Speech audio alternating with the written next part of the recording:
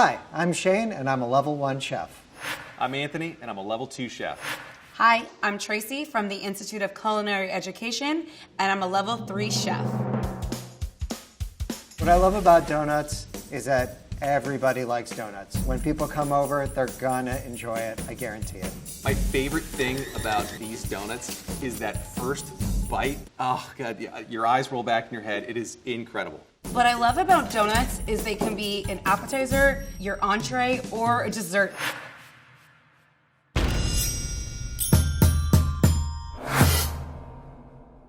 All right, I'm gonna get started on my batter. I have my all-purpose flour. I'm gonna put this in first. I'm going to begin by adding my high gluten flour. The point of this is that you want a nice, even, soft consistency. The next step is to use the whole wheat flour. The two different types of flours just give it more flavor. Our instant rise yeast. The yeast will help the donuts rise. That'll get caught in the dough and they'll start expanding, and that's what makes the donuts go poof. All right, next, my baking powder. Salt in there. Sugar as well. Nutmeg. Now I'm whisking this all together. You want to make sure you don't get any big pockets of salt. If we add liquid and we didn't mix up the dry stuff, you could have clumps of salt, which sounds good to bite into, probably wouldn't be in a donut. And goes milk. And the vanilla, we're gonna mix this on low for just a minute or two. We're using a fresh yeast today because it has more flavor than just a regular yeast, like a dry or an instant yeast. And you want to crumble it up so it kind of hydrates and becomes this liquid before we add it to our dough. Just mixing it up. I'm gonna whisk together my yeast to my water and I'm gonna add it to my eggs for my liquids. And now we're gonna turn it off and just add our wets to our dries. Now it's time to add our eggs. I'm gonna throw my butter in. One down.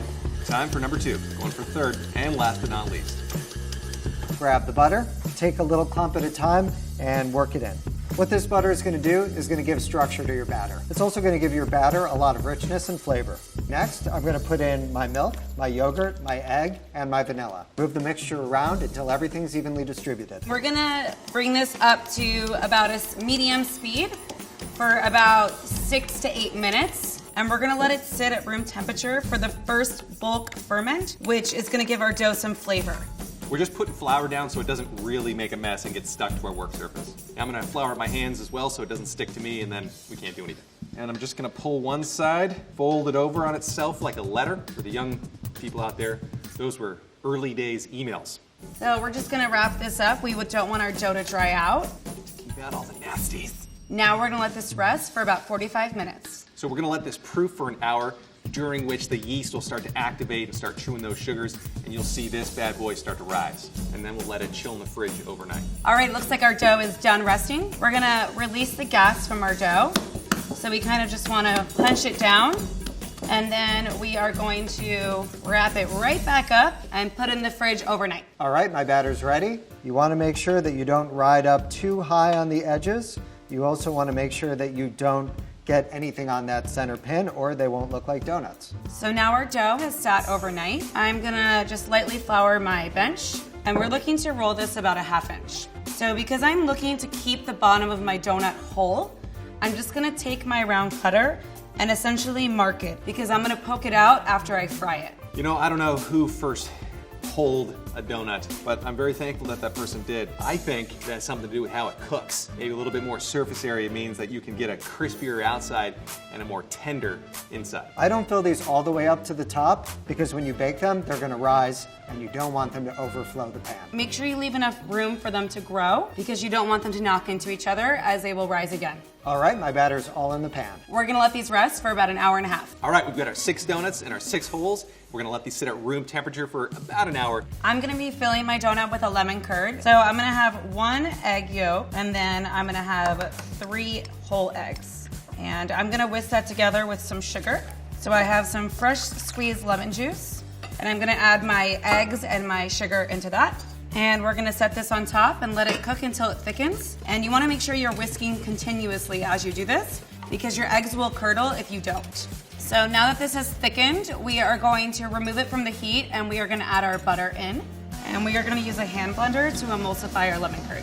We're gonna put this in the fridge for about 2 hours, and then we're gonna use it to fill our donut. I like to bake my donuts because you get a soft, tender crumb, and it's a lot less messy than other methods. Also, it's a lot less greasy than frying, so at least you can pretend that it's healthier. The proper donut is fried. There's no way around it. Cake or yeast, it should be fried. Now I'm gonna bake this for 10 minutes at 350 degrees.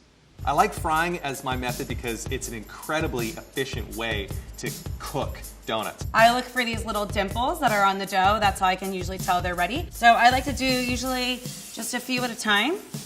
And I drop them in and I give them a little flip. We'll start with 3. We don't want to overcrowd the pan because if we do that, then they might stick together and then they won't cook as well or as fast. No touching, no touching. I'm looking for these to be a nice golden brown. So once they're nice and golden brown, we can give them a flip. That indicates that it's been well fried. I like to shove them around a little bit to help mix up that oil. I don't think you have to do that, it's just kind of fun. This guy needs a little longer. I don't want to overcook them. I don't want them to get stale and hard. I want that oil just to drip down into the pan instead of straight onto my table. We're using canola oil. The canola oil brings a nice neutral flavor, which means it doesn't really add much flavor.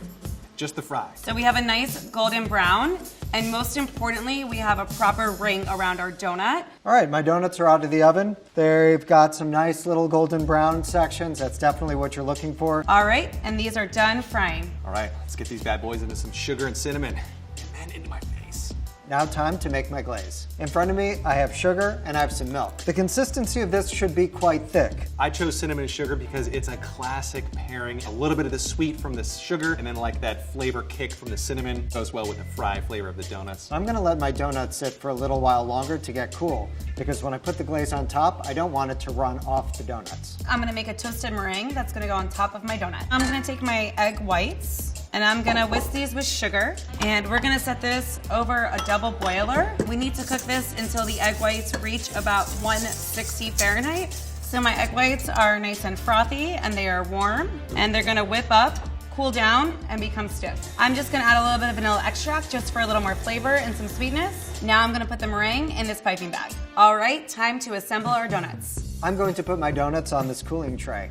I'm going to spoon the glaze on top of the donuts. Maybe a half spoonful at any one time. And it is okay, of course, if some drips over. Give them a quick swirl to make sure that they're nice and evenly coated. I like to shake off the excess as well. I want to be able to have the entire donut without feeling like it's sticky, sweet, and gross, you know? The first thing I need to do is cut out my centers. I don't want to go all the way to the bottom because I want a little nest for my lemon curd to sit in. And I want to go all the way to the top. Now I'm going around with my Swiss meringue.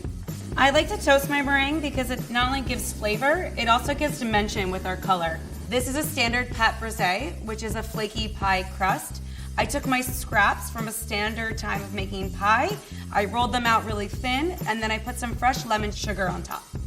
The last thing I'm gonna do before we finish our donuts is add some fresh lemon zest, just to really bring out that lemon flavor. And these are my donuts. And these are my donuts. These are my lemon meringue pie donuts.